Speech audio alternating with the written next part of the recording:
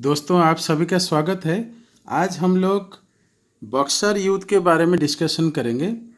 ये जो बक्सर युद्ध हुआ था 22 अक्टूबर, याद रखना है पहले, 22 अक्टूबर 1764 में हुआ था। कब हुआ था? 22 अक्टूबर 1764 में हुआ था। कहाँ पे हुआ था? ये बक्सर एक जगह है।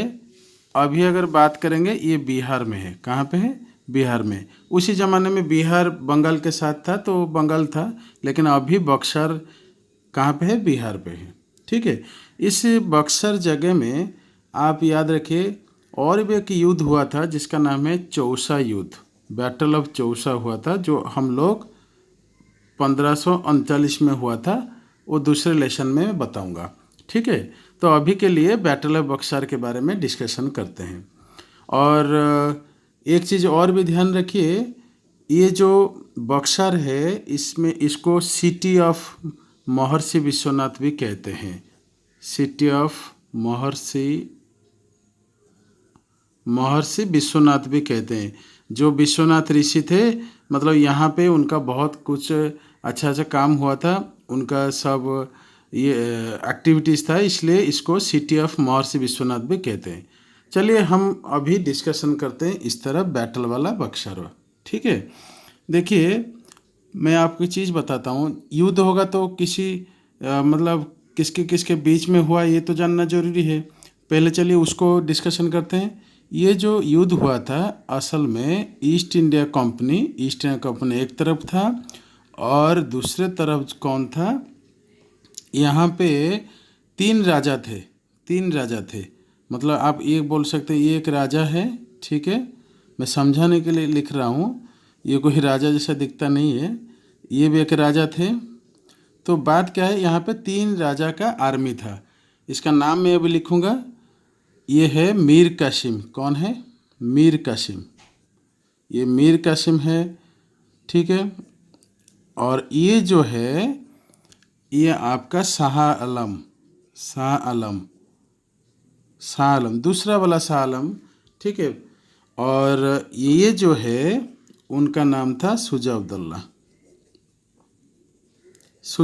था। ठीक है। ये तीनों जो है मिलके ईस्ट इंडिया कंपनी के खिलाफ युद्ध किए थे। यहाँ पे ईस्ट इंडिया कंपनी को जो रिप्रेजेंट कर रहा था, उनका नाम है हेनरी, मतलब आप ये कह सकते हैं हेक्टर मुनरो। क्या नाम है? Hector Munro. तो ये कह सकते हैं हेक्टर मुनरो। और ये तीन राजा के बीच में युद्ध हुआ था। ठीक है।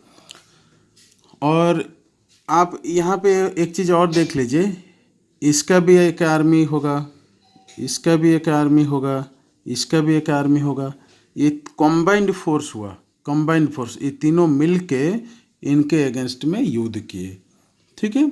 मैं इससे पहले और एक चीज़ बताऊं, आपको ध्यान रखना है। ये जो युद्ध हुआ, इसमें जो रिजल्ट आया, मैं बता देता हूँ आपको। रिजल्ट जो हुआ, ईस्ट इंडिया कंपनी जो है वो विक्टोरियस हो गया, जीत गया। ठीक है। ईस्ट इंडिया कंपनी जीत गया, और ये तीनों जो है हार गए और सरेंडर भी कर दिए। उसके बाद क्या होता है? युद्ध के बाद क्या होता है? ट्रीटी तो होता है कई जगह। तो यहाँ पे एक ट्रीटी हुआ जिसका नाम है treaty of Allahabad. Treaty of Allahabad sign हुआ ट्रीटी ऑफ इलाहाबाद। ये 1765 में साइन हुआ था।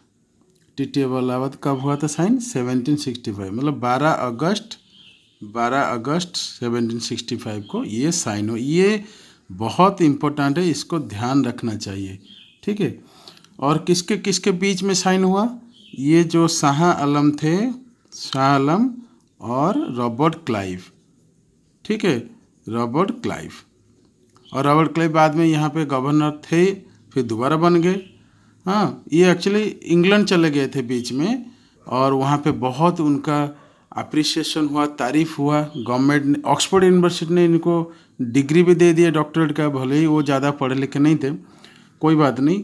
तो ये तो बात का बात है। अभी याद रखना है, क्वेश्चन आ सकता है, ट्रीटी ऑफ इलाहाबाद कौन सी युद्ध के बाद साइन हुआ था? Treaty of Allahabad battle of Buxar के बाद।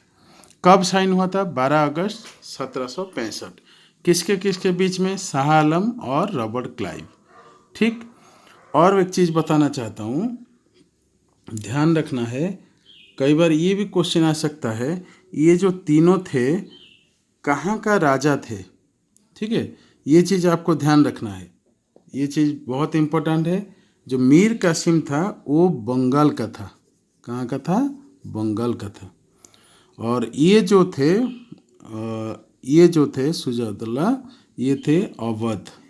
क्या थे? अवध। इसको ओध भी कहते हैं, कोई दिक्कत ना, अवध याद रखिए।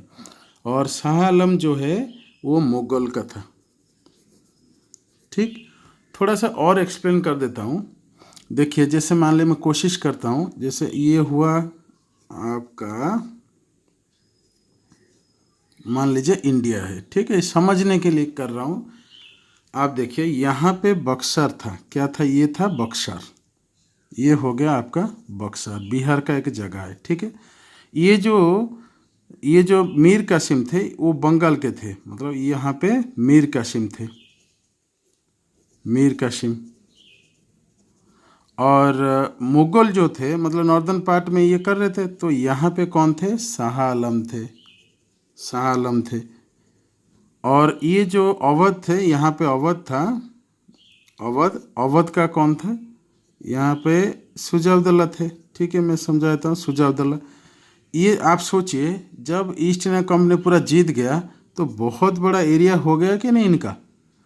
ठीक है, इसको ध्यान रखना है। सबसे बड़ा एम्पायर बना दिया कौन? East India company, British east India company, इस युद्ध के बाद। ये चीज़ आपको ध्यान रखना है एग्जाम पॉइंट के लिए। ठीक है। Wish you happy learning. Thank you very much.